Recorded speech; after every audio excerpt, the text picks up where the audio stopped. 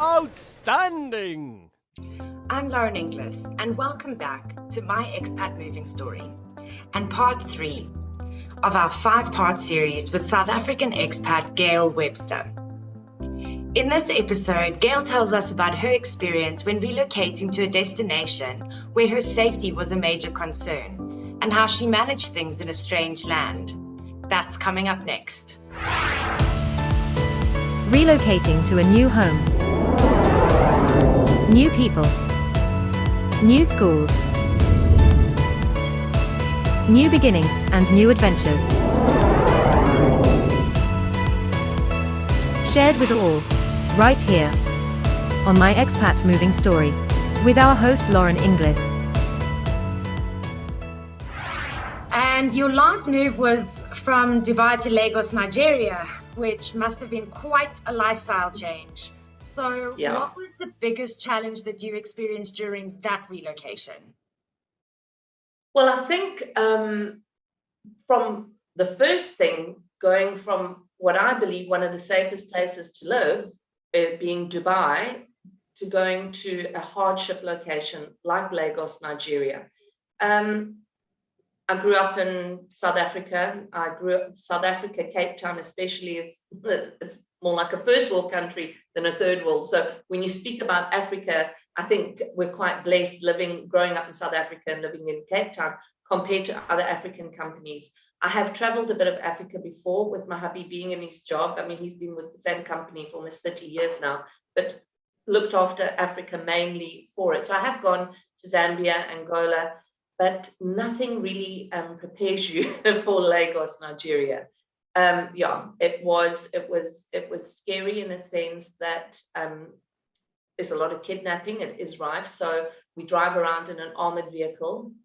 You're not allowed ever to get an Uber or even though there's loads of them around, your safety and security comes first. The company makes sure of that. We live in a compound, very, very different lifestyle from living in Dubai or from Belgium or even my hometown of Cape Town. You know, you can't just walk out the door and go to the shops. You can't just go and meet a couple of girlfriends for a cup of coffee somewhere. You know, everything has to be pre-planned. We have to make sure, you know, the driver's available to take me if he's not taking my husband to work. So it definitely is a hardship posting. And it's hard. And of course, from the moving side of it, sure, what a difference from the company we used in Dubai, packing us up. It was fantastic. The guys, the movers that came in, wonderful, and everything on the boxes and all the forms filled in correctly. And sure, when we got to Lagos, we ended up having to prolong our stay in the hotel. Luckily, the company covered that for us.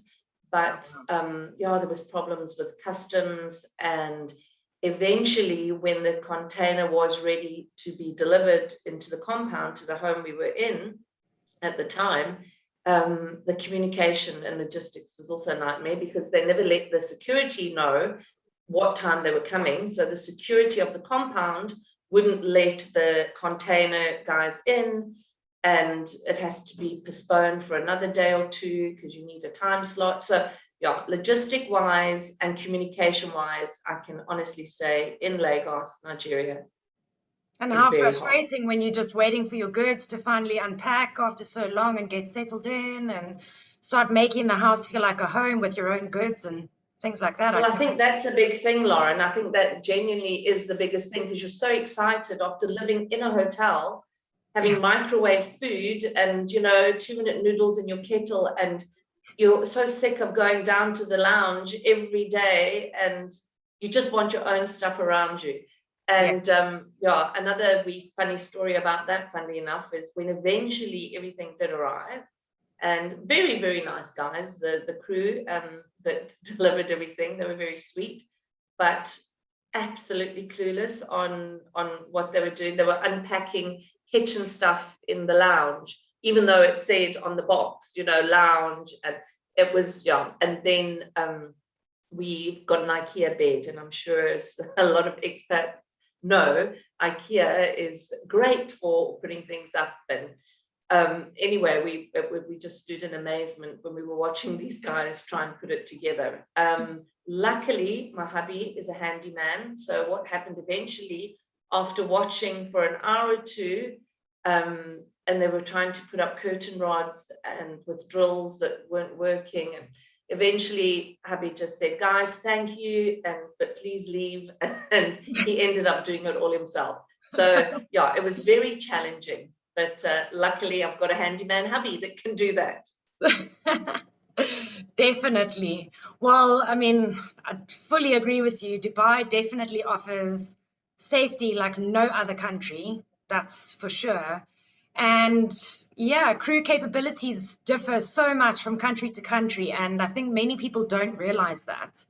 What crew in the UAE can reassemble easily may have a handyman or specialist required in the likes of Europe or UK or USA, for example.